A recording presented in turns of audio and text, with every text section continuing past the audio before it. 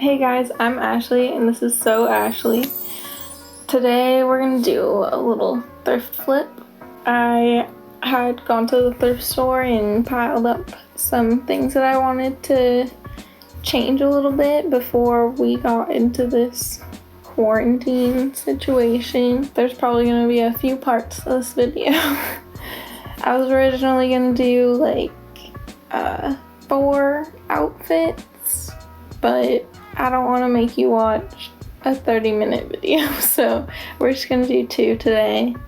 Let's get started. Here's the first sweater. I don't know what happened to the price tag, but I think I probably got it for like $5. It kind of makes me look like a 30-year-old mom who just had her first kid. I'm gonna crop off the bottom, but try to keep the band intact. I also got this green sweater that has hooks all the way down instead of buttons. And it was only $4, but it kind of makes me look like grandma. It's very grandmotherly. So I'm gonna chop off the bottom just like the other one. Only this time I'm gonna put a ruffle along the bottom and maybe on the sleeves too. So for the pink sweater, I tried it on inside out and then pinned it up to where I thought I wanted it to be cropped. And then I just measured exactly where I marked it with the pins. And then I made sure to mark evenly all the way around. Then I kind of realized that I really only needed 1 pin to follow. And then since I was keeping the band, I measured 1/4 inch away from it and marked that all the way around. And then I cut the band off 1/4 inch from the top of the band. And then I cut all the way across on the other markings. Then I had to seam rip a button off that would have been in the way of me sewing. And then I pinned the band to the bottom of the sweater. And then I pinned the band to the bottom of the sweater and sewed it at 1/4 inch, making sure to stretch it a little bit as I was going to keep it flat.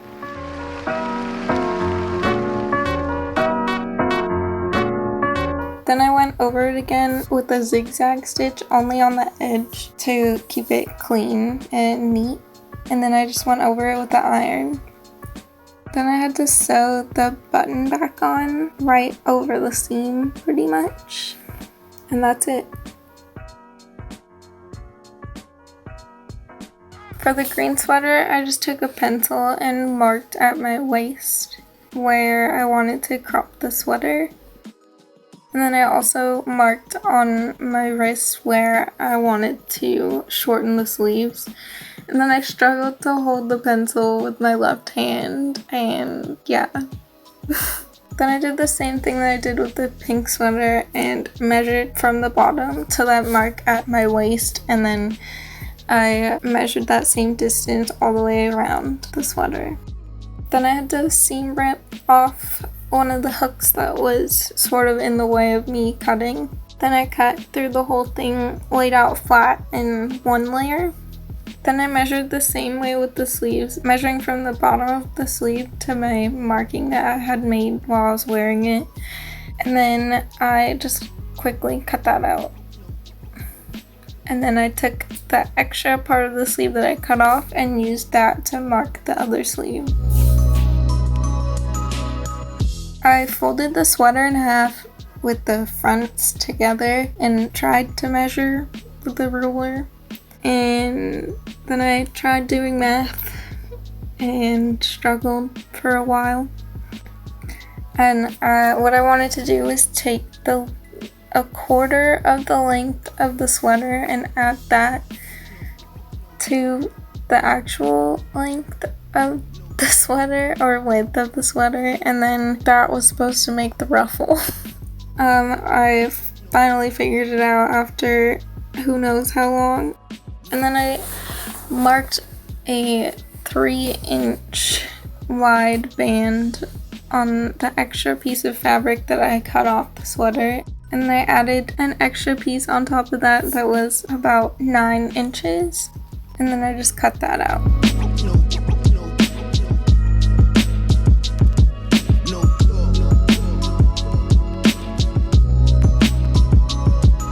I took a seam ripper and took off the extra hooks and eyes, or that were on the edge of that band that I had cut out. Then I sewed those 2 pieces together at 1/4 of an inch, and then I took that whole long strip and folded it in half and sewed that also at 1/4 inch all the way down, and I just pressed it flat. Then I sewed another line between this previous stitching line and the edge of the fabric, so I had 2 parallel stitching lines. I took one end of the threads and tied those in a knot, and then I took that other end and I took half of the threads from the other side and pulled them through, gathering the fabric. If you try to pull all of the threads from one end at one time, it'll just lock and it won't gather. After I gathered it, I folded it in half and took a pin and marked where the middle was. And then I folded the sweater in half also and marked where the middle of the sweater was and pinned both of the centers together. Then I pinned it so both the beginning and the end of the sweater and the ruffle meet, and then I pinned the rest of it.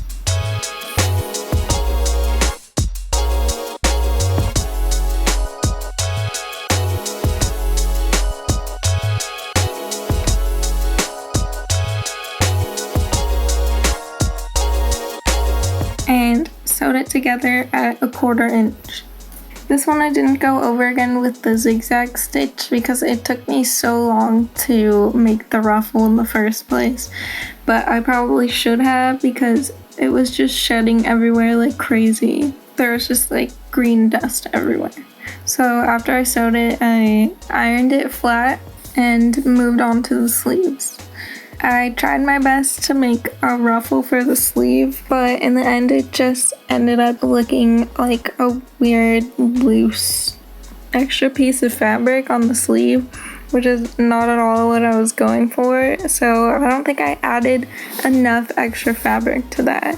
So instead I just ended up putting elastic in the sleeve.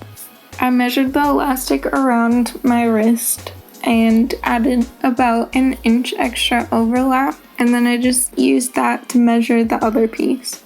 Then I took a safety pin and pinned it to one end, and then on the other end I took another safety pin and pinned that to the sweater. I took the loose pin and stuffed it through the sleeve where I left an opening, and then I just did that until it came out of the other side, and then I pinned both ends of the elastic together. Then I sewed the elastic on my machine as best as I could. It was really thin, so it was kind of difficult. Then I sewed the hole in the sleeve shut. And that's it. I'm pretty happy with the final product of these. I definitely will be wearing them a lot more than if I hadn't changed them at all. They're definitely more my style now. About you.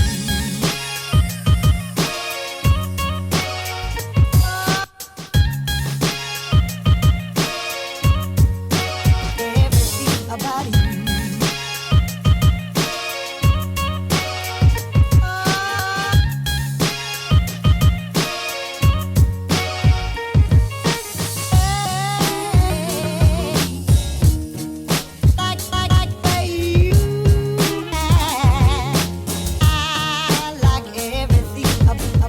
That's all I have for you guys.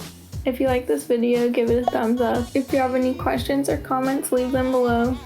Don't forget to subscribe for part 2 or whatever projects I have coming up. Thanks for watching. See you next time.